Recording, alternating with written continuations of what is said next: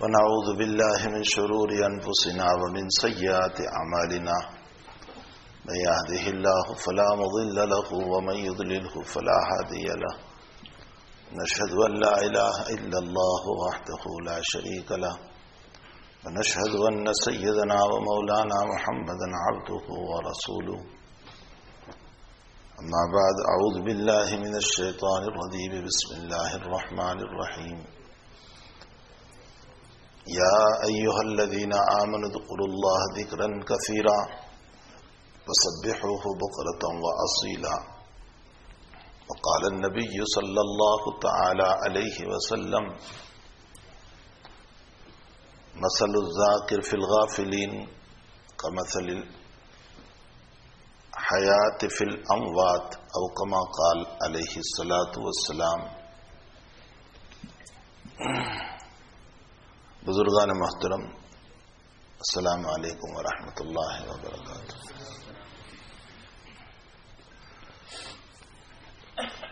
سب سے پہلے تو ہم یہاں خلا پاتے ہیں حضرت مولانا حضرت العلامہ حضرت مولانا یعقوب صاحب رحمۃ اللہ علیہ، جن کی زندگی قرآن و حدیث کی اشاعت میں اس سرزمین پر گزری، جو ہمارے اکابر کے نور نظر، صحبت یافتہ، تربیت یافتہ، اور وہ بھی وہ اکابر جن کی نظروں نے ان اکابر کو دیکھا تھا، جن کی ساری زندگی اللہ اس کے رسول کی محبت میں گزری تھی. یعنی حضرت جی مولانا یوسف صاحب رحمۃ اللہ علیہ، حضرت جی مولانا علی میاں صاحب رحمۃ اللہ علیہ، حضرت جی مولانا منظور نعمانی رحمۃ اللہ علیہ. ہمارے گجرات کے ولی کامل حضرت مولانا رضا احمد اجمیری صاحب رحمۃ اللہ علیہ، اور ان کے علاوہ بے شمار اکابر جو زمانے میں تھے، ان کے صحبت یافتہ تھے. صرف صحبت یافتہ نہیں تھے بلکہ ان سے کسب فیض کیا تھا. اسی لیے ان کی زندگی میں چند باتیں بہت نمایاں معلوم ہوتی تھی. ایک تو حق گوئی ان کا مزاج تھا، حق بات کی کہنے میں لا یخافون لومۃ لائم تھے، وہ کسی سے شرماتے نہیں تھے. دوسرا اشاعت دین، یہ انہوں نے اپنا زندگی کا اصل طریق بنایا تھا. اور تیسرا، اس سرزمین پر رہتے ہوئے جس زمانے میں دعوت و تبلیغ کا اتنا مزاج نہیں تھا، حضرت حافظ صاحب رحمۃ اللہ علیہ کے ساتھ رہ کر بہت زیادہ سنو اور بارش اور برف کے اندر دین کی اشاعت کی تھی. اہل اللہ کا دنیا سے رخصت ہونا علم کا اٹھ جانا ہے. بخاری شریف میں روایت ہے کہ اللہ تعالیٰ قرب قیامت میں علم کو اٹھا لے گا. کیسے اٹھا لے گا؟ تو خود نبی اکرم صلی اللہ علیہ وسلم کا ارشاد گرامی امام بخاری رحمۃ اللہ علیہ لے آئے، ان اللہ تبارک و تعالی یقبض العلم بقبض العلماء، علماء کو لے لے گا.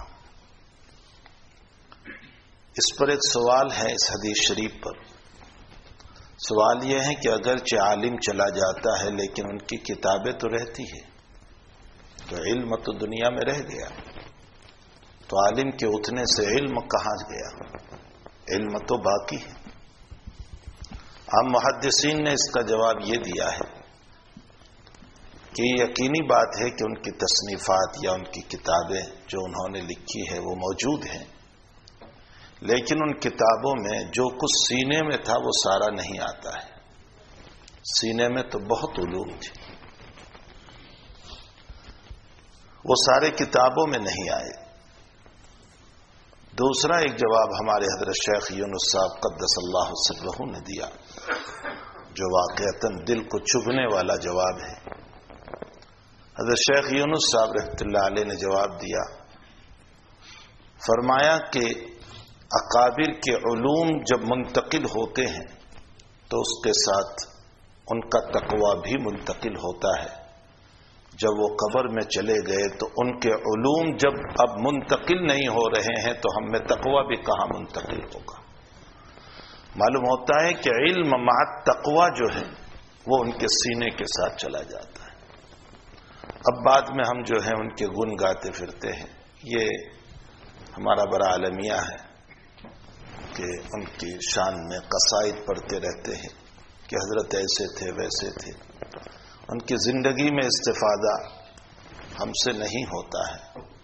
ہمیں چاہیے کہ موجودہ جو کوئی اکابر ہو ان کی قدر کر کے ان کی صحبت میں جائے، اور حضرت والا رحمۃ اللہ علیہ کی دعا فرمائیں کہ اللہ تعالیٰ آپ کے درجات عالیہ کو بلند سے بلند فرمائیں، اور آپ کے جو علوم چھوڑے ہوئے ہیں وہ وجود میں آ جائیں تاکہ امت اس سے زیادہ مستفیض ہو۔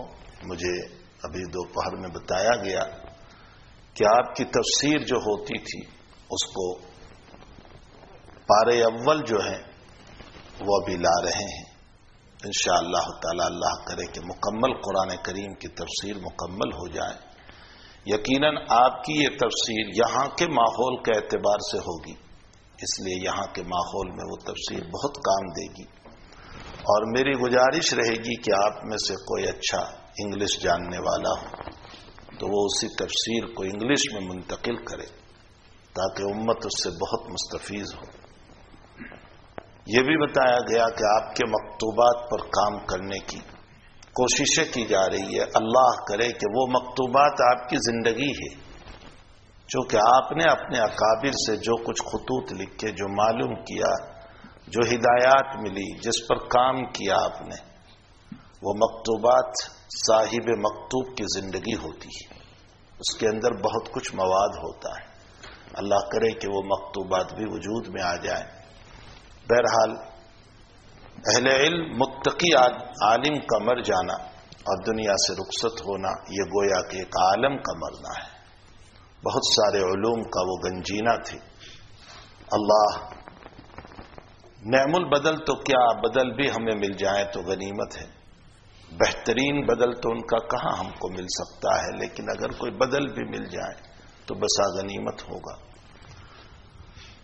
میں نے قرآن کریم کی جو آیت پڑھی ہے، مختصر اس باب میں کچھ 2-3 باتیں عرض کرنا مقصود ہے۔ اس سے پہلے ایک بات یہ سمجھ لیں کہ ایک صورت ہوتی ہے، ایک حقیقت ہوتی ہے۔ ساری کائنات میں جتنی چیزیں اللہ نے بنائی ہے اس کا ایک جسم ہے اور ایک روح ہے۔ جسم کی کوئی حقیقت نہیں ہے، اصل روح ہے۔ یہی وجہ ہے کہ علامہ رومی رحمۃ اللہ علیہ نے معارف مثنوی میں لکھا ہے کہ جس دور میں مسلمانوں کو مارا جا رہا ہو یا ذلتیاں ہو رہی ہو تو سمجھ لو، معارف مثنوی میں ہے کہ سمجھ لو کہ وہ صورت ایمان کو مارا جا رہا ہے، حقیقت ایمان کو نہیں مارا جا رہا ہے۔ اس لیے کہ حقیقت ایمان کو کوئی مار ہی نہیں سکتا ہے۔ ایمان کی حقیقت جب انسان میں ہوتی ہے تو اللہ اس کو غالب رکھتا ہے، اس کو کوئی نہیں مار سکتا ہے۔ جس زمانے میں ذلتیاں آئی، مارے گئے، وہ صورت ایمان کے مسئلے ہوا کرتے، اور حضرت مثال دیتے ہوئے فرماتے ہیں کہ ہمارے گھروں میں مصنوعی بناوٹی آرٹیفیشل بنانا ایپل وغیرہ ہوا کرتے ہیں جو پلاسٹک کے بنے ہوئے ہوتے ہیں۔ وہ دیکھنے کے قابل تو بڑے خوبصورت ہے لیکن کھانے کے قابل نہیں ہے، اس کی کوئی حقیقت نہیں ہے۔ آپ چلے جائیں کسی میوزیم میں تو ایک شیر اور لائن بنا ہوا ہے پلاسٹک کا، بڑا خوبصورت ہے، لیکن ہمارا بچہ بھی اس پر بیٹھ جاتا ہے، اس کو مار دیتا ہے، اس لیے کہ وہ صورت ہے، حقیقت نہیں۔ حقیقی لائن اگر آ جائے تو انسان کا ٹھہرنا مشکل ہو جائے گا۔ تو حقیقت اور چیز ہے اور صورت اور چیز ہے۔ دنیا میں جتنی چیزیں اللہ نے پیدا فرمائی ہے، ہر ایک میں ایک صورت ہے، اس میں ایک روح رکھی ہے۔ کائنات کی روح اللہ ہے، کائنات کی روح ایمان ہے، کائنات کی روح اللہ کی یادیں ہیں۔ یہ جو دنیا اللہ نے قائم کی ہے، اس کی روح جو ہے اصل میں ایمان ہے، مومنین ہے، اور اسی کی بنیاد پر اللہ نے اس دنیا کو باقی رکھا ہے، چاہے غیروں کی سمجھ میں آئے یا نہ آئے۔ کسی ادنا آیت سے بھی یا ادنا حدیث سے بھی یہ پتہ نہیں چلتا کہ یہ دنیا کا وجود سائنس کی بنیاد پر ہے۔ کسی ادنا تحقیق سے بھی یہ پتہ نہیں چلتا کہ دنیا کا وجود دنیا کی تعلیمات کی بنیاد پر ہے۔ بہت اچھی بات فرمائی ہمارے حضرت جی ماں یوسف صاحب رحمۃ اللہ علیہ نے، دنیا کی تعلیم کا انتہا موت ہے اور دینی تعلیم کی انتہا حشر ہے۔ ظاہر سی بات ہے کہ انسان دنیا میں کتنے ہی علوم حاصل کر لیں دنیا کے، وہ موت پر ختم ہو جاتا ہے۔ وہ بڑے سے بڑا گریجویٹ ہوگا لیکن مسئلہ ختم، وہ بڑے سے بڑا ڈاکٹر ہوگا مسئلہ ختم، وہ بڑے سے بڑا لائر ہوگا مسئلہ ختم، وہ پریسیڈنٹ ہوگا مسئلہ ختم، سارا یہی ختم ہو جاتا ہے۔ لیکن جس نے اللہ اس کے رسول کا علم حاصل کیا تو وہ علم دنیا میں بھی ہے ساتھ میں، قبر میں بھی ہے ساتھ میں، حشر میں بھی ہے ساتھ میں، یہاں تک کہ اللہ ان علوم کے ساتھ اس کو جنت میں پہنچا دیتا ہے۔ تو ظاہر سی بات ہے کہ قرآن اور حدیث کا علم جو ہے وہ جنت تک ساتھ چلتا ہے، اور دنیا کے علوم جو ہیں وہ موت تک ہوا کرتے ہیں، موت کے بعد نہیں ہوا کرتے۔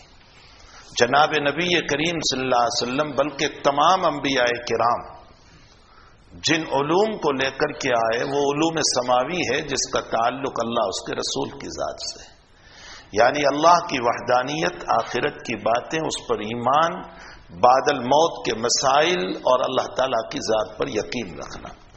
تو یہ جو پوری کائنات ہے، اس کائنات کی روح ایمان ہے۔ جب تک اس دنیا میں ایمان والے موجود ہیں، ایک بھی اگر موجود رہے گا، حق تعالی جل شانہ اس دنیا کو کبھی ختم نہیں کرے گا۔ لیکن ایک ایمان والا بھی اس سرزمین پر اگر نہیں رہا تو پھر اللہ اس کائنات کو ختم کر دے گا۔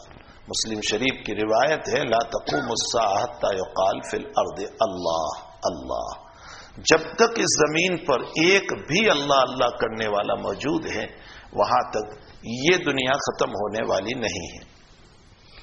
تو اس دنیا کا بقا ایمان ہے، اس دنیا کا بقا اللہ کے تذکرے ہیں، اس دنیا کا بقا مومنوں کا اللہ اللہ کرنا ہے۔ جس دن ایک بھی نہیں رہے گا اللہ کرنے والا، اللہ تعالیٰ اس کائنات کو ختم کر دے گا۔ سیدھی سی بات ہے، اس دنیا کی موت آ جائے گی۔ موت نام ہے شرازے کے بکھر جانے کا، بہت بہترین تعبیر ہے۔ موت نام ہے شرازے کا بکھر جانا، اور حیات نام ہے شرازہ بندی کا۔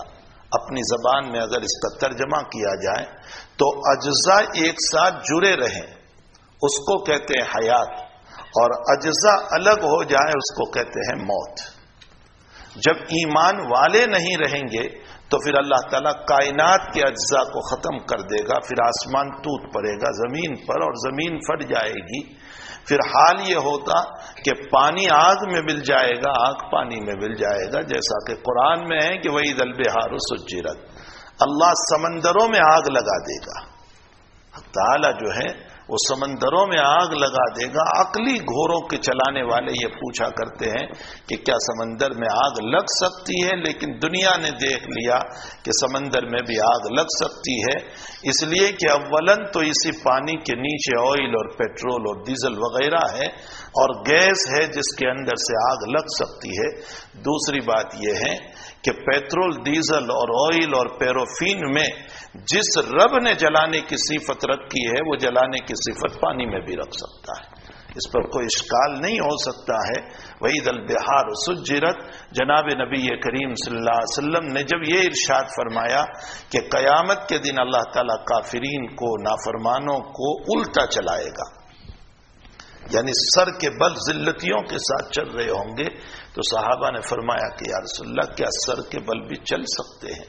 تو اللہ کے حبیب پاک صلی اللہ علیہ وسلم نے فرمایا کہ جو اللہ پاؤں پر چلاتا ہے وہ قادر ہے سر کے چلانے پر بھی، اس لیے کہ یہ بھی ہڈی اور گوشت ہے، یہ بھی ہڈی اور گوشت ہے، اسی اللہ کا یہ بھی بنایا ہوا ہے، اسی اللہ کا یہ بھی بنایا ہے۔ اس رب نے چلنے کی قوت کو بھی پاؤں میں رکھی ہے، وہ کل کو اللہ سر کے اندر رکھ دے گا. اور اس کے نظائر آپ دنیا میں اگر دیکھ لیں تو ساری کائنات کو پاؤں پر چلایا، لیکن اللہ نے سانپ کو پیٹ پر چلایا ہے، اسنیک کو جو ہے پیٹ پر چلایا ہے، اور وہ دوڑتا چلا جاتا ہے اور اس کو ایک کانٹا بھی نہیں لگتا. تو جو اللہ پاؤں پہ دنیا میں چلا رہا ہے، وہ سانپ کو پیٹ پر چلا رہا ہے، وہ رب کریم اپنے نافرمانوں کو قیامت کے دن الٹا چلائے گا. اس پر کوئی اشکال نہیں ہو سکتا ہے. تو بہرحال کہنے کا مطلب یہ ہے کہ جو اللہ اس وقت آئل، ڈیزل اور پیٹرول میں آگ جلانے کی صفت رکھی ہے، وہ پانی میں بھی لگا دے گا.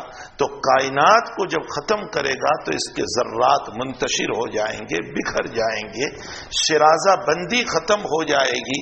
تو آگ پانی میں مل جائے گی، پانی آگ میں مل جائے گی، آسمان زمین سے مل جائے گی، زمین کے آسمان سے مل جائیں گے، پہاڑ ٹوٹ پوٹ کر ختم ہو جائیں گے، ہوا ختم ہو جائے گی، کائنات بکھر کر ختم ہو جائے گی. یہ شرازے کا بکھر جانا یعنی اجزاء کا بکھر جانا، اسی کو موت سے تعبیر کیا گیا، اسی کو قیامت سے تعبیر کیا گیا. میری اور آپ کی جب موت آتی ہے، انسان کی جب موت آتی ہے، تو اس وقت جو ہے ہماری شرازہ بندی ہے کہ میرے ہاتھ بھی جوائنٹ ہے، میرے پاؤں بھی جوائنٹ ہے، میرا سر بھی جوائنٹ ہے، میرے کان بھی جوائنٹ ہے، میرا پیٹ بھی صحیح سالم ہے. ابھی ہمارا شرازہ اجزاء ملے ہوئے ہیں. لیکن جب موت آتی ہے تو موت کے بعد ہمارے یہی اجزاء ٹوٹ جاتے ہیں، پاؤں علیحدہ ہو جاتے ہیں، ہاتھ کان علیحدہ ہو جاتے ہیں، سر علیحدہ ہو جاتے ہیں، ہاتھ علیحدہ ہو جاتے ہیں. تو جو اجزاء ملے ہوئے تھے اس کو ٹکڑے ٹکڑے کر دیا، اعضاء کو الگ کر دیا، شرازہ بندی کو بکھیر دیا. یہ کس نے بکھا، یہ کس نے جمع رکھا ہے؟ ابھی اللہ نے ہمارے اندر ایک روح رکھی ہے، ایک جان رکھی ہے. اس روح نے ابھی ہمارے اعضاء کو ملا کر رکھا ہے. اس روح کی بنیاد پر شرازہ بندی ہے، ہمارے اعضاء بھی جڑے ہوئے ہیں. اسی طرح کائنات کی روح اللہ ہے، ایمان ہے. یہ ایمان نے اس وقت دنیا کے اس کائنات کو جو ہے اپنی جگہ باقی رکھا ہے. آسمان اپنی جگہ، زمین اپنی جگہ، پہاڑ اپنی جگہ، سمندر اپنی جگہ، آگ اپنی جگہ، پانی اپنی جگہ، ہر ایک کو باقی رکھا ہے. لیکن ایمان کی روح جب ختم ہو جائے گی تو اس صورت میں یہ اجزاء ٹوٹ پھوٹ کر ختم ہو جائیں گے.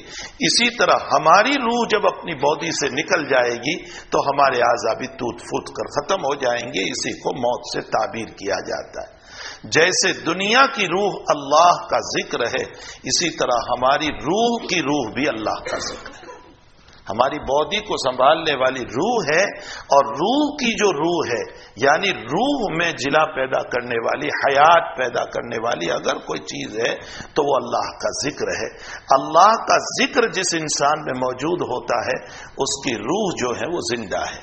جناب نبی کریم صلی اللہ علیہ وسلم کا یہ ارشاد گرامی میں نے جو نقل کیا کہ مثل الذاکر فی الغافلین، غافلین میں ذکر کرنے والوں کی مثال ایسی ہے کمثل الحیات فی الاموات، جیسے سارے مردے پڑے ہوئے ہو اور بیچ میں ایک زندہ انسان ہو، اسی طرح ذکر کرنے والے کی مثال ہے. حق تعالیٰ نے ساری کائنات کو ذکر پر معمول بنایا ہے. یاد رکھے صرف انسانوں کو نہیں، ساری کائنات کو ذکر پر معمول بنایا ہے. لیکن کائنات کا ذکر ہماری سمجھ میں نہیں آتا. وَإِن مِّن شَيْءٍ إِلَّا يُسَبِّحُ بِحَمْدِهِ وَلَٰكِن لَّا تَفْقَهُونَ تَسْبِيحَهُمْ. اللہ خود قرآن میں کہتا ہے کہ ساری کائنات میری تسبیح پڑھ رہی ہے، لیکن میری تسبیح جو ہے دنیا والے نہیں سمجھ سکتے. وَإِن مِّن شَيْءٍ إِلَّا يُسَبِّحُ بِحَمْدِهِ وَلَٰكِن لَّا تَفْقَهُونَ تَسْبِيحَهُمْ. ان کی تسبیح تم نہیں سمجھ سکتے. اور ہم کائنات کی تسبیح کو کیسے سمجھیں گے؟ ہم تو اپنے بھائی کی زبان کو نہیں سمجھتے ہیں. ترکی بولنے والے کی زبان ہماری سمجھ میں نہیں آتی، فارسی بولنے والے کی زبان ہماری سمجھ میں نہیں آتی، پشتو بولنے والے کی زبان ہماری سمجھ میں نہیں آتی، اور دنیا کی مختلف زبانیں ہیں وہ ہماری سمجھ میں نہیں آتی. ہم اپنے بھائی کی زبان قرآن کو جب سمجھ نہیں پا رہے ہیں تو دوسرے حیوان اور جانور اور درخت اور یہ پہاڑ اور یہ پتھر جو اللہ کی تسبیح پڑھتے ہیں وہ ہماری سمجھ میں کیسے آ سکتا ہے؟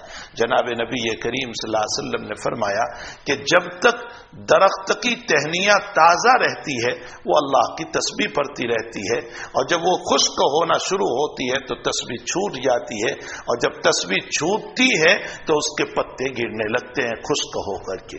معلوم یہ ہوتا ہے کہ ونٹر کے زمانے میں پتوں کا گرنا یہ تسبیحات کا چھوٹ جانا ہے۔ یہی وجہ ہے کہ صوفیاء نے یہ لکھا ہے کہ جہاں ہری ہری گھاس ہو انسان وہاں ذکر کرنے کے لیے بیٹھے تو اس کو مزہ آتا ہے، اس لیے کہ یہ گھاس جو ہے وہ تازہ ہے، اور تازہ گھاس اللہ کا ذکر کر رہی ہے، اس کا اثر انسان کے اوپر بھی پڑا کرتا ہے۔ اسی لیے ہمارے اکابر کا معمول بہت سو کا یہ رہا کہ وہ سمندر کے کنارے پر جا کر کے راتوں میں ذکر کیا کرتے تھے، اس لیے کہ پانی کا چلنا اللہ کا ذکر ہے اور پانی کا ٹھہر جانا اللہ کے ذکر کو چھوڑنا ہے۔ تو سمندر کا پانی جو چلتا ہے وہ اللہ کا ذکر کر رہا ہے، ہم یہ سمجھتے ہیں کہ اس کی آواز ہے، شور ہے، وہ آواز اور شور نہیں ہے بلکہ حقیقت میں وہ اللہ کا ذکر کر رہا ہے۔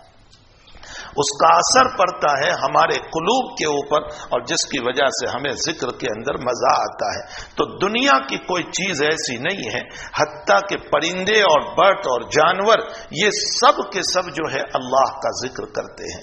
حدیث شریف میں جناب نبی کریم صلی اللہ علیہ وسلم نے پرندوں کے متعلق بھی ذکر فرمایا کہ وہ کیا ذکر کرتے ہیں، لیکن میری آپ کی سمجھ میں نہیں آتا۔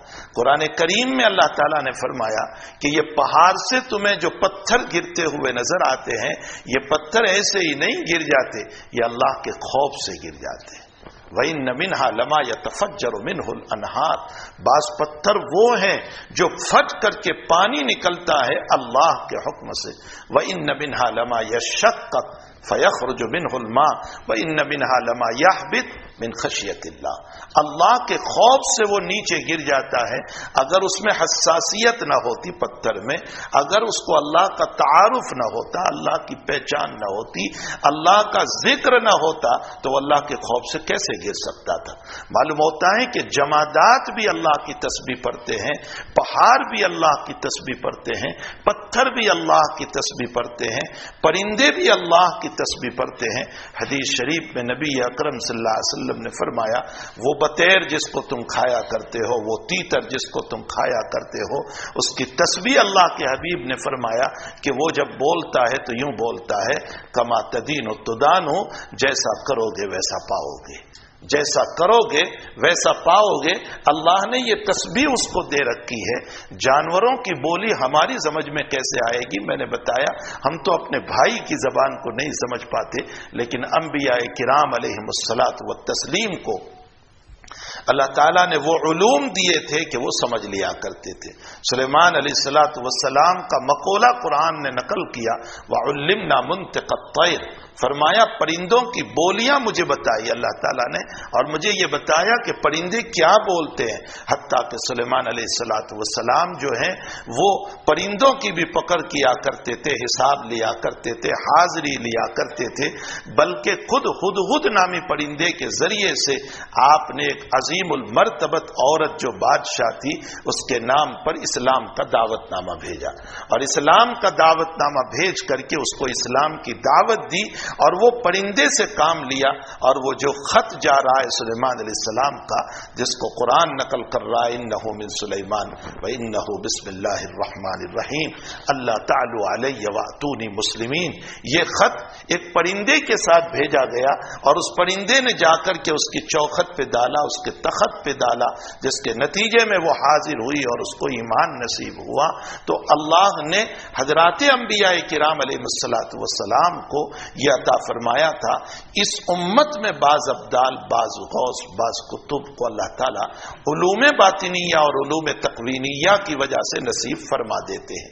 چونکہ نبی تو اب کوئی آنے والا نہیں ہے، اس لیے اس امت میں اللہ نے سلسلہ ابدال کو رکھا، سلسلہ کتب کو رکھا، سلسلہ غوث کو رکھا۔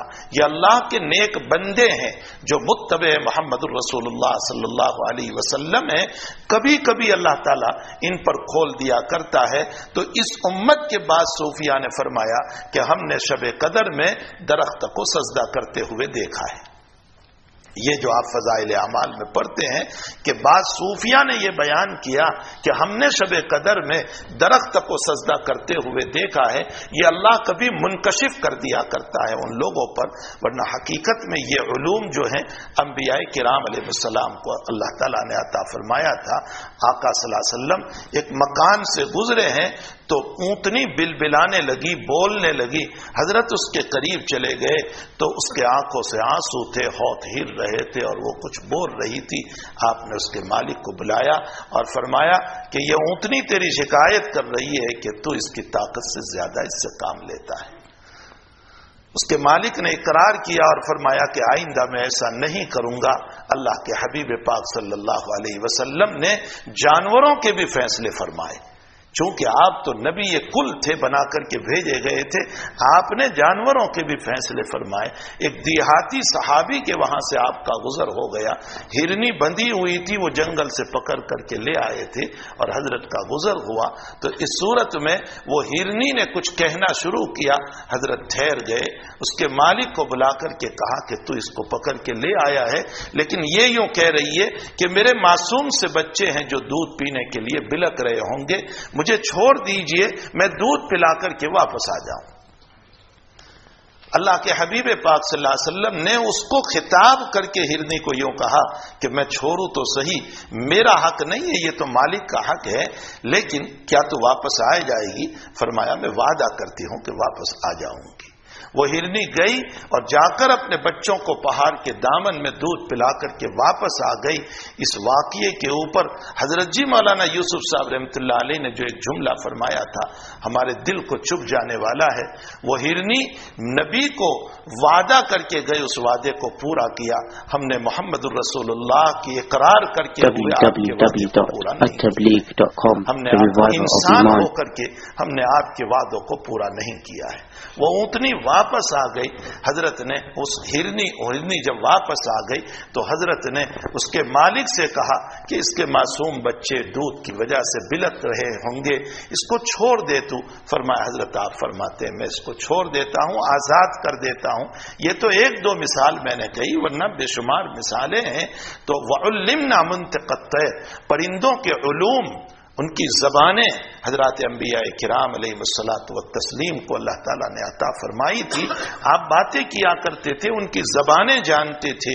کنکریوں نے سلام کیا، نبی نے سلام کا جواب دیا، درختوں نے سلام کیا، نبی نے سلام کا جواب دیا۔ یہ ہماری سمجھ میں نہیں آ سکتا ہے، اس لیے کہ یہ علوم انبیاء کرام علیہ الصلاۃ والتسلیم کو دیے گئے تھے۔ میں تو صرف یہ دلائل دے رہا ہوں اس بات کے اوپر کہ دنیا کی ہر چیز اللہ کی تسبیح پڑھتی ہے۔ وہ پتھر ہو تو بھی اللہ کی تسبیح پڑھتا ہے، وہ پہاڑ ہو تو بھی اللہ کی تسبیح پڑھتا ہے، وہ درخت ہو تو بھی اللہ کی تسبیح پڑھتا ہے، اور وہ برڈ اور پرندے ہو تو بھی اللہ کی تسبیح پڑھتے ہیں، وہ جانور ہو تو بھی اللہ کی تسبیح پڑھتے ہیں۔ سارے لوگ اپنی تسبیح میں لگے ہوئے ہیں، لیکن انسان کو مکلف بنایا گیا ہے کہ تجھے اصل تسبیح پڑھنا ہے میری، اس لیے کہ میں نے تجھ کو میری تسبیح ہی کے لیے پیدا کیا ہے، میری عبادت ہی کے لیے پیدا کیا ہے۔ دنیا کمانا ضرورت ہے، مقصود اصلی اللہ کی عبادت ہے۔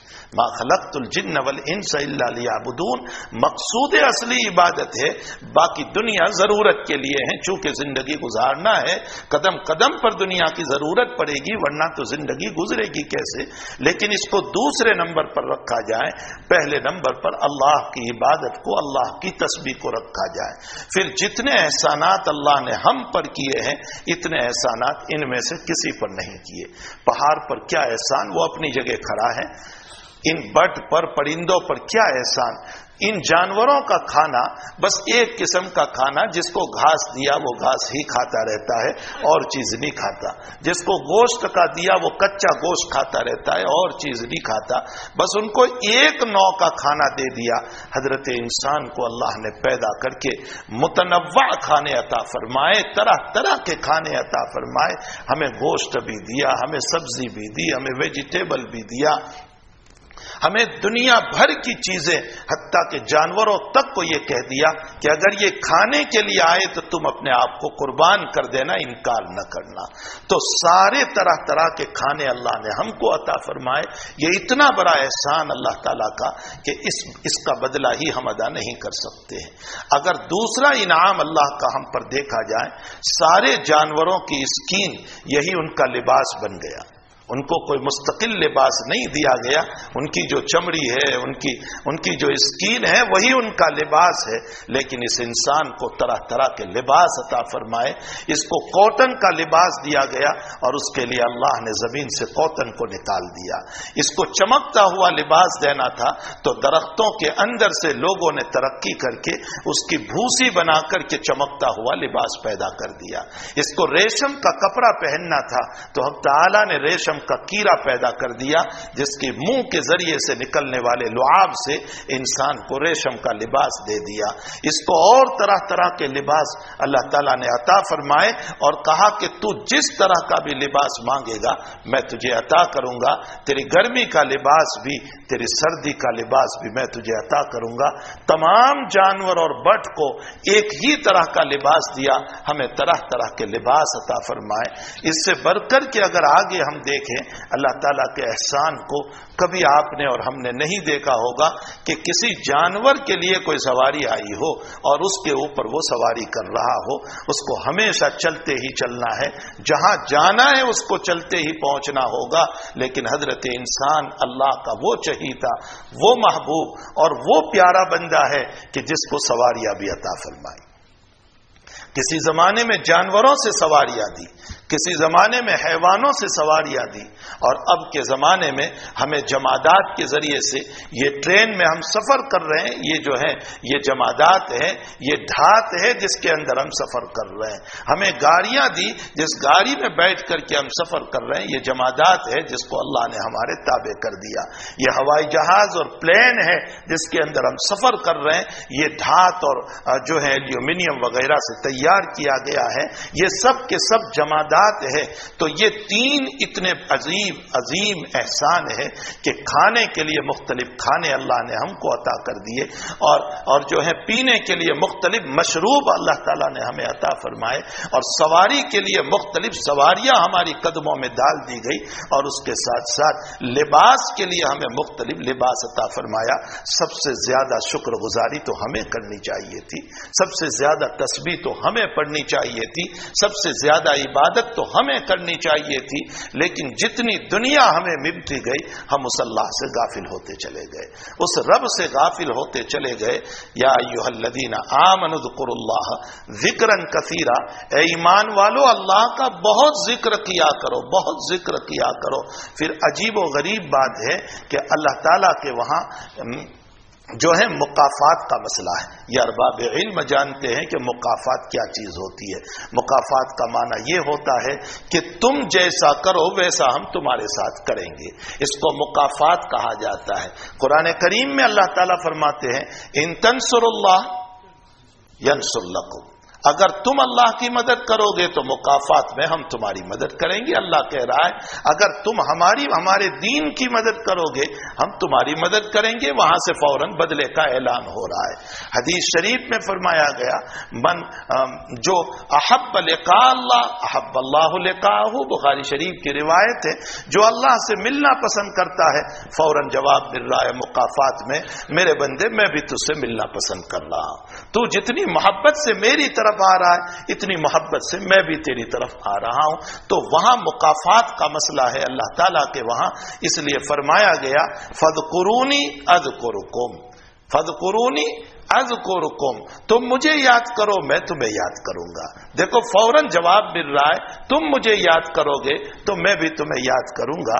حسن بصری رحمت اللہ علیہ سے کسی نے پوچھا کہ حضرت اللہ مجھ کو یاد کرتا ہے، اس کی کوئی نشانی بتا دیجیے کہ اللہ مجھ کو یاد کر رہا ہے۔ فرمایا بہت آسان ہے، اگر زمین پر تو اللہ کو یاد کر رہا ہے تو سمجھ لے کہ اللہ بھی تجھے یاد کر رہا ہے۔ اگر نماز کے ذریعے سے، عبادت کے ذریعے سے، تسبیحات کے ذریعے سے، ذکر کے ذریعے سے اگر تم اللہ کو یاد کر رہے ہو تو سمجھ لو کہ اللہ بھی تمہیں یاد کر رہا ہے۔ پھر حدیث قدسی میں اس رب کریم نے یہ بھی فرمایا کہ دیکھو میرے بندو، اگر تم خلوت میں مجھے یاد کرو گے میں بھی تمہیں خلوت میں یاد کروں گا، اور اگر تم مجلسوں میں مجھے یاد کرو گے تو میں بھی تمہیں مجلسوں میں یاد کروں گا۔ میرے بھائیو، میں اس حدیث شریف پر جب بخاری شریف میں پہنچتا ہوں تو اپنے طلباء کو یوں کہتا ہوں کہ اس حدیث پر غور کرو۔ دنیا میں کسی انسان کا تذکرہ آپ کے پرائم منسٹر صاحب کر دے، آپ کے پریزیڈنٹ صاحب کر دے، یا آپ کے ملک کا کوئی بڑا آدمی ہے وہ آپ کا تذکرہ کر دے، صرف تذکرہ آپ کا کر دیں، آپ کو ذرا سا یاد کر لیں، آپ کے نام کا تذکرہ کر لیں، تو آپ ہمارے خوشی کے جھوم اٹھیں گے، اخبار میں دیں گے، دوست و احباب کو بتائیں گے کہ پریزیڈنٹ نے مجھے یاد کر لیا، پرائم منسٹر نے میرا تذکرہ مجلس میں کیا، حالانکہ وہ معمولی سا تذکرہ تھا، کوئی لمبا چوڑا تذکرہ نہیں۔ جب دنیا میں ذرا سا میرا تذکرہ اس انسان نے کیا جو میری طرح انسان ہے، صرف اس کو ایک عہدہ ملا ہوا ہے، باقی وہ میری طرح کھانے والا، پینے والا، استنجا جانے والا، پیشاب کرنے والا، لیکن اس عہدے کی بنیاد پر ذرا سا مجھے یاد کر لیا تو میں ساری زندگی اس کو بھولتا نہیں ہوں۔ کیا خیال ہے کہ ساری کائنات کا مالک ذرا سی تسبیح پڑھنے پر اپنی مجلس میں مجھ کو یاد کر لیتا ہے؟ اس سے بڑھ کر دولت کیا ہو سکتی ہے؟ اس سے بڑھ کر انعام کیا ہو سکتا ہے کہ کائنات کا مالک ہم کو یاد کر رہا ہے؟ اور پھر فرمایا میرے بندے تو جس مجلس میں، یہ ہماری مجلس ہے نا، ہم اللہ کو یاد کر رہے ہیں، تو یہ ہماری مجلس ہے، چھوٹی سی مجلس ہے، لیکن اس چھوٹی سی مجلس میں میں نے اللہ کو یاد کیا۔ اللہ کہتا ہے میں جس مجلس میں تجھے یاد کروں گا وہ میری مجلس تجھ سے بہت اعلیٰ ہوگی۔ کیوں؟ اس لیے کہ تیری مجلس میں میرا علم موجود ہے، اللہ کا علم موجود ہے، اور جس مجلس میں اللہ یاد کر رہا ہے اس میں اللہ کی ذات موجود ہے، اللہ خود یاد کر رہا ہے۔ تو جو اللہ کی ذات موجود ہو اور اللہ خود اپنے بندوں کے تذکرے کر رہا ہو، کتنی بڑی چیز ہے۔ اسی لیے مجھے ایک نقطہ یاد آیا کہ علامہ ابن قیم رحمۃ اللہ علیہ نے لکھا ہے، اگر تم اپنے والد کا اکرام کرانا، ذکر سے ہٹ کر بات ہے لیکن درود شریف سے متعلق مجھے ایک نقطہ یاد آیا کہ اگر تم اپنے والد کا اکرام کرانا چاہتے ہو، اپنے والد کا احترام کرانا چاہتے ہو، تو فرمایا کثرت سے درود شریف پڑھو۔ اب اس میں والد کا احترام کیسے ہوگا؟ فرمایا کہ جب تم درود شریف پڑھتے ہو تو اسی وقت فرشتہ درود شریف کو لے کر کے جناب نبی کریم صلی اللہ علیہ وسلم کے خدمت میں پہنچتا ہے، اور ہمارا نام اور ہمارے والد کا نام، حدیث شریف میں ہے کہ ہمارا نام اور ہمارے والد کے نام کے ساتھ فرشتہ تذکرہ کرتا ہے کہ مولانا قاسم بن مولانا علی نے اللہ کے نبی آپ کے دربار میں یہ درود شریف بھیجا ہے۔ بھلا اللہ کے نبی کے دربار میں میرے ایک درود پر میرے والد کا ذکر خیر ہو جائے، کتنی بڑی چیز ہو جائے گی۔ یہ والد کا اکرام ہے کہ دربار نبوت میں بھی اگر اپنے والد کا مقام بڑھانا چاہتے ہیں تو درود شریف کو پڑھا جائے۔ اور پھر ہمارے بعض اکابر نے تو یہاں تک فرمایا کہ نبی علیہ السلام کا مزاج تھا مکافات، بدلہ دینا، یہ نہیں کہ ہدیہ صرف لے لیا، اس کے بدلے میں کچھ دیتے بھی تھے، یہ آقا صلی اللہ علیہ وسلم کا مزاج تھا۔ فرمایا نبی علیہ السلام آج بھی قبر مبارک میں حیات ہیں، آج بھی بندہ جب درود بھیجتا ہے تو نبی کا مزاج بدل نہیں گیا ہے، وہ مکافات کا معنی آج بھی وہاں پر ہے۔ اللہ کے نبی آج بھی ہم کو دیں گے، کیا دیں گے ہم کو؟ اللہ کے نبی علیہ السلام آج کیا دیں گے؟ ہم درود بھیجیں گے، اللہ کے نبی ہمارے لیے اللہ سے دعائیں کریں گے اور دعائیں ہم کو ملے گی۔ یہ مکافات کا معنی آج بھی ہے۔ تو کتنے خوش نصیب ہیں کہ جو درود شریف کے ذریعے سے اللہ کے نبی کے مستحق بن رہے ہیں۔ تو بہرحال ہمیں چاہیے کہ اللہ کا ذکر خوب کیا کرے، ورنہ قرآن کریم میں ہے کہ حق تعالی جل شانہ قرآن کریم میں فرماتے ہیں اللہ کے بھولنے والوں سے متعلق، ارشاد فرمایا وَلَا تَكُونُوا كَالَّذِينَ نَسُوا اللَّهَ فَأَنْسَاهُمْ أَنفُسَهُمْ أُولَئِكَ هُمُ الْفَاسِقُونَ۔ تم ان لوگوں کی طرح نہ بن جاؤ، ان فاسقوں کی طرح، ان نافرمانوں کی طرح جو اپنے رب کو بھول گئے، وہ اپنی ذاتوں کو بھی بھول گئے اور اللہ بھی ان کو بھول گیا۔ پھر کس کونے میں ہم پڑے رہیں گے اللہ ہم کو نہیں دیکھے گا اور یوں کہے گا تم مجھے بھول گئے تھے، میں تمہیں بھول گیا۔ اسی لیے قرآن کریم میں ایک جگہ اللہ تعالیٰ نے فرمایا کہ قرآن کو جن کو میں دیتا ہوں اور پھر وہ قرآن کی ناقدری کرتا ہے، میں قیامت میں اس کو نابینا اٹھاؤں گا۔ تو یہ بندہ اللہ کو یوں کہے گا کہ اللہ وقد کنت بصیرا، میں تو بہت دیکھنے والا تھا، یہ کیا ہو گیا کہ میں بلائنڈ اور نابینا ہو گیا؟ اللہ جواب دے گا جو قرآن میں ہے، کذالک اتتک آیاتنا، میری آیات تیرے پاس آئی تھی، میں نے قرآن تجھے دیا تھا، فنسیتھا، تو مجھ کو بھول گیا، تو جیسے تو مجھ کو بھول گیا ویسے میں نے تیرے ساتھ معاملہ کیا ہے۔ فنسیتھا، میں بھی تجھے بھول گیا، میں نے تجھے بلائنڈ کر دیا، نابینا کر دیا۔ تو میرے بھائیوں ہمیں چاہیے کہ اللہ کا ذکر اٹھتے بیٹھتے چلتے پھرتے معمول بنائے۔ ایک تو ذکر مؤکد ہے جو نمازوں کی شکل میں، جو روزوں کی شکل میں، جو زکوٰۃ کی شکل میں، جو صدقات کی شکل میں، جو حج کی شکل میں، یہ زکوٰۃ، یہ تسبیحات، یہ ذکر مؤکد ہے جس کو اللہ نے حکمن ہم پر فرض کیا ہے۔ اس کے علاوہ نبی اکرم صلی اللہ علیہ وسلم نے جو ہمیں اذکار بتائے ہیں، مثلا نمازوں کے بعد کی تسبیح یا آیت الکرسی وغیرہ کا پڑھنا، یا اٹھتے بیٹھتے دعاؤں کا اہتمام، اپنے ہر جگہ پر دعاؤں کا اہتمام، ہر مسئلے کے اندر اللہ کو یاد کرنا، ہر مسئلے میں اللہ کو یاد کرنا، یہ بھی اذکار ہے۔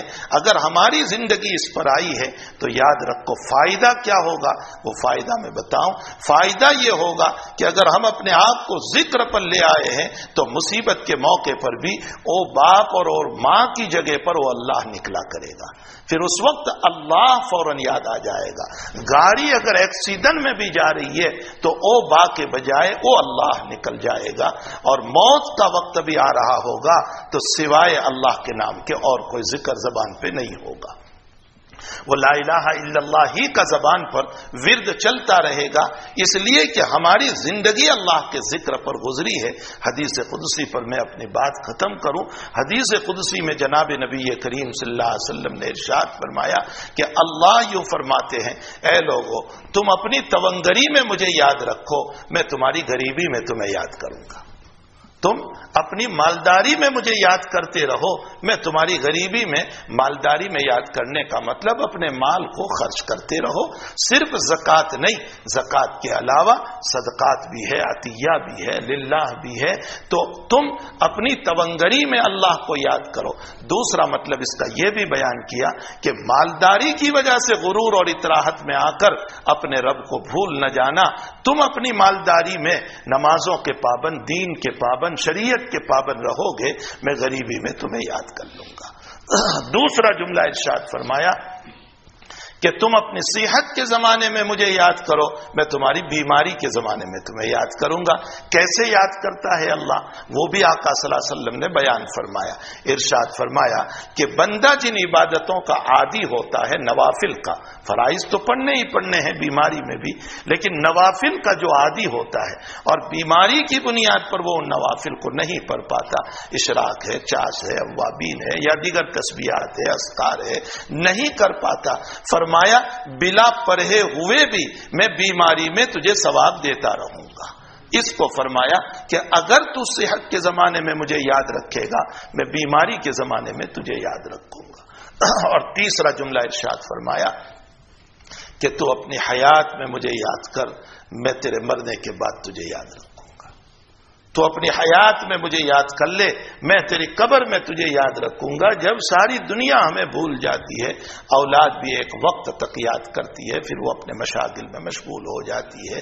کبھی عید کا موقع آیا تو والد صاحب کی قبر، یا کبھی اور موقع آیا، بہت خیر کا جو اولاد ہوتی ہے وہ اپنے والد صاحب کی قبر پر ہر ہفتے جایا کرتی ہے، ورنہ بہت کم ایسا ہے کہ جو ہر ہفتے اپنے والد صاحب کی قبر پر جاتے ہو۔ تو اولاد بھی ایک وقت آتا ہے کہ وہ بھول بھلیا ہو جاتی ہے۔ اس لیے اللہ کے نبی نے اللہ کے جملے کو نقل فرمایا کہ اے میرے بندے، تو اپنی حیات میں مجھ کو یاد کر لے، میں تیری وفات کے بعد اور تیری موت کے بعد اور تیرے قبر میں تجھے یاد کروں گا۔ اور ماں باپ پر ایک بات عرض کر دوں کہ میرے بھائیوں، ہمارے والدین جو قبر میں سو چکے ہیں، وہ وہاں سے ہم کو کچھ پیغام دے رہے ہیں۔ وہ پیغام بزبان حال ہیں، اور وہ پیغام یہ ہے کہ اے میرے بیٹو، تم اپنے بچوں کا مستقبل بنانے کی فکر میں لگے ہوئے ہو کہ ہمارے بچوں کا مستقبل بن جائیں، ہمارے بچوں کا فیوچر بن جائے، اور اسی کے لیے گھر روشن کر رہے ہو اور کمکمے جلا رہے ہو اور ان کی مستقبل کو بنانے میں لگے رہے ہو۔ لیکن یاد رکھو، خود تمہاری زندگی کو بنانے کے لیے بھی کسی کا بڑا رول رہا ہے، اور وہ اس وقت قبر میں سوئے ہوئے۔ انہی کی دعائیں تھی کہ تم پلے بڑے ہوئے اور آج تمہاری اولاد کی تم یاد کر رہے ہو۔ انہی کا چھوڑا ہوا مال تھا کہ جس مال کے بل بوتے پر تم جو ہے اجلے اجلے پھر رہے ہو اور اپنے آپ کو خوبصورت بنا کر کے اپنے بچوں کا مستقبل بنا رہے ہو۔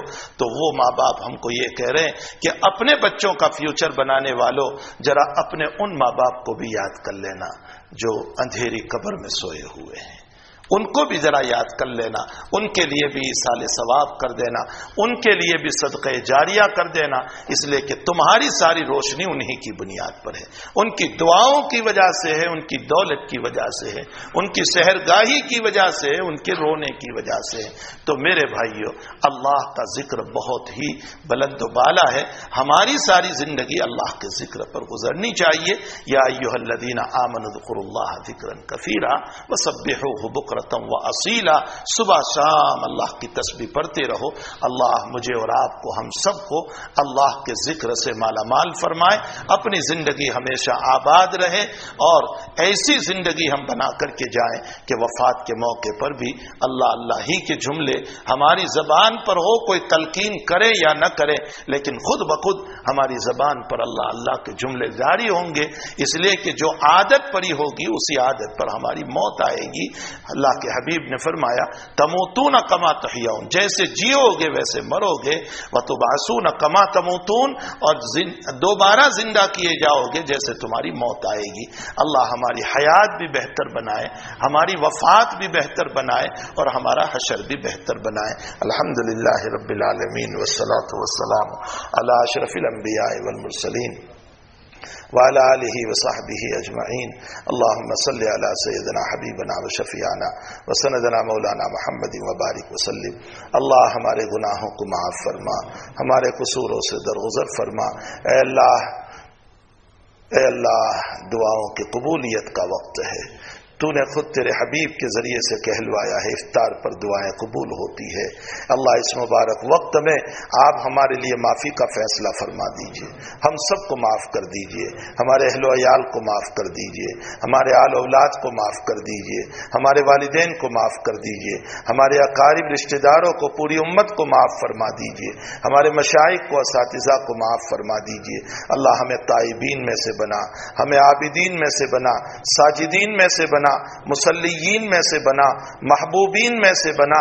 اے اللہ اپنے محبوب بندوں میں سے ہمیں بنا لے، اللہ اپنے محبوب بندوں میں سے ہمیں بنا لے، اپنے چہیتوں میں سے ہمیں بنا لے۔ اے اللہ تجھے یاد کرنے والے تو بہت ہو سکتے ہیں، لیکن اے اللہ ہمارا تیرے علاوہ کوئی نہیں ہو سکتا، تو ہی ایک رب ہے، مربی ہے، تو ہی اللہ ہے، تو ہی سب کچھ ہمارا ہے۔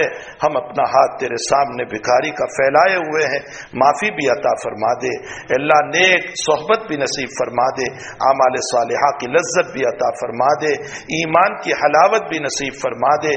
اے اللہ بیماروں کو شفا عطا فرما، مرحومین کی مغفرت فرما، پریشان حالوں کی پریشانیوں کو دور فرما۔ اے اللہ بے قصور قید و بند میں ہے، رہائی عطا فرما، غلط مقدمات میں ہے، نجات عطا فرما۔ اے اللہ امت کی بگڑی سوار دے، امت کی بگڑی سوار دے، امت کی بگڑی سوار دے، امت کے فتنوں کو امن سے مبدل فرما دے، سلامتی عطا فرما دے، اسلام کا، مسلمانوں کا بول بالا فرما۔ اے اللہ ہمارے روزوں کو، تراویح کو، تلاوت کو اپنے فضل سے قبول فرما لے۔